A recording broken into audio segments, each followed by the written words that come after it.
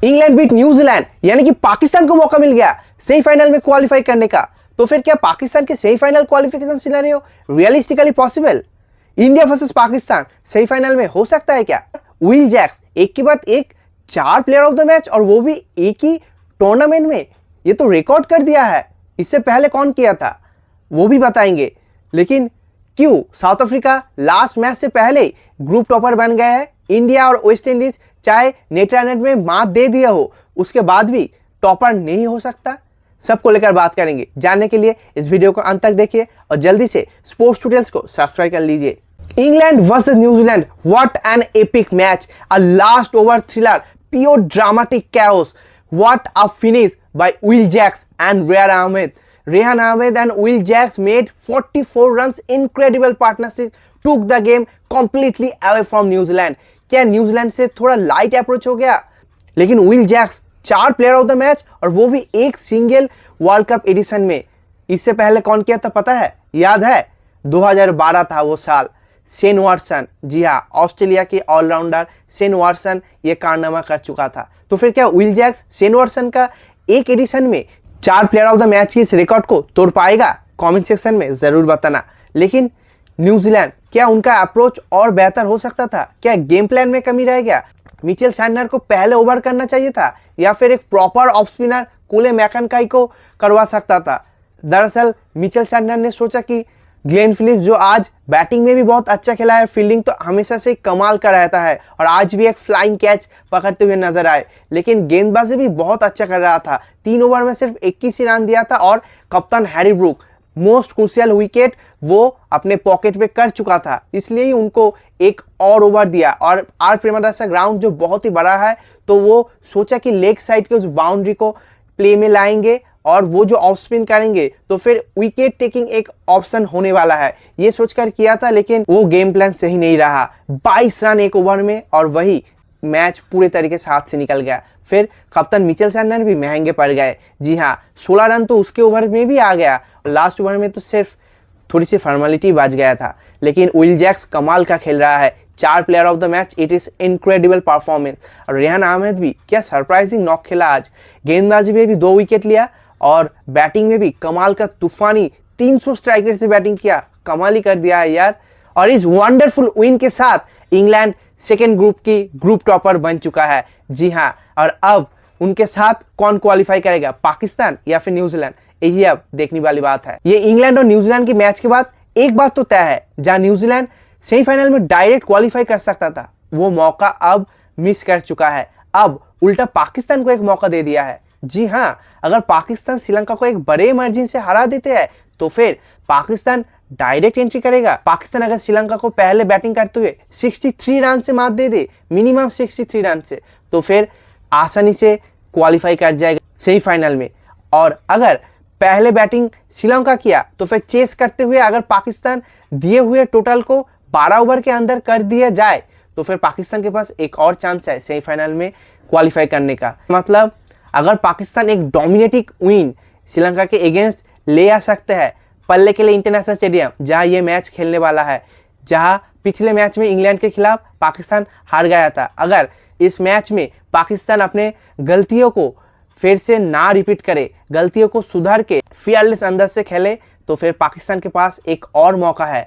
पाकिस्तान, एक बार फिर से वही बात कहूंगा जो पिछले वीडियो में कहा था, don't get carried away with emotions, be fearless, keep political things aside and play with proper strategy. For that you have to make changes in your playing 11, because this is the match where you can win only with firepower and fearless approach. और इसके लिए आपका वो टुक टुक बाबर को, हाँ सुनने में खराब लग रहा होगा, लेकिन यही एक वर्ड बचा है, टुक टुक बाबर को साइड में रखो और उसके जगह दूसरे खिलाड़ी उनको मौका दो। ख्वाजा नाफा एक काफ़ी बेहतरीन बैटर है, उनको प्लेइंग 11 में ले आओ, वो फेयरलेस अंदाज से खेल सकता है, उनको खिलाओ।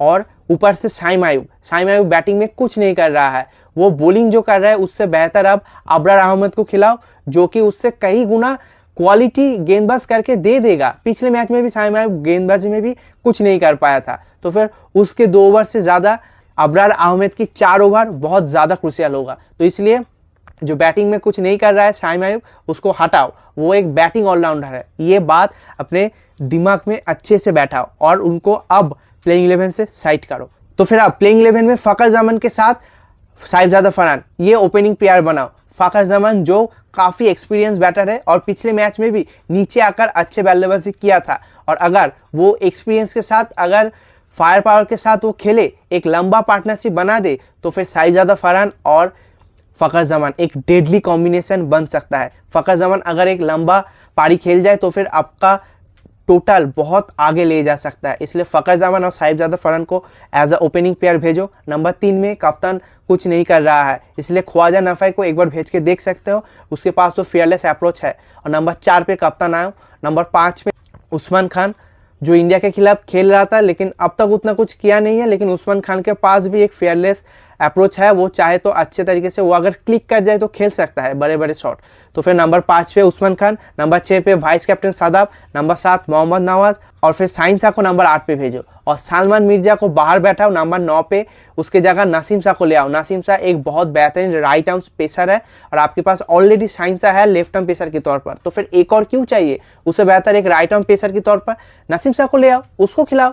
और नसीम शाह नंबर 9 पे हो गया। नंबर 10 और 11 होगा अबरार अहमद और उस्मान तारिक। ये बहुत बेहतरीन फायर पावर से भरपूर फेयरलेस प्लेइंग 11 होगा। अगर हर एक प्लेयर अच्छे तरीके से खेले ना, तो फिर पाकिस्तान श्रीलंका को मात दे सकता है। हाँ, 63 रन इज स्टिल ह्यूज, लेकिन एक आखिरी कोशिश तो ज़रूर कर सकता है इस बेहतरीन टीम के साथ। अब देखने वाली बात यह है कि पाकिस्तान सच में पॉलिटिकल थिंग्स को असाइड कर पाएगा या फिर एक बार फिर से वही पुराने आदत के साथ फील्ड पर उतरेंगे पाकिस्तान के ये टीम। और अब बिगेस्ट डाउट, अगर पाकिस्तान क्वालिफाई कर जाता है तो फिर क्या सेमीफाइनल में इंडिया वर्सेस पाकिस्तान हो सकता है? इसका आंसर जानने से पहले ग्रुप में अगर स्टैंडिंग्स जो है वो जान लो, क्योंकि दूसरे ग्रुप में तो इंग्लैंड क्वालिफाई कर चुका है, वो ग्रुप टॉपर बन चुका है। तो फिर अब न्यूजीलैंड और पाकिस्तान जो भी क्वालिफाई करेगा वो एज ए सेकेंड होकर क्वालिफाई करेगा, और अगर सेकेंड होगा तो वो पहले ग्रुप की टॉपर के साथ खेलेगा, और वो होगा साउथ अफ्रीका। क्यों?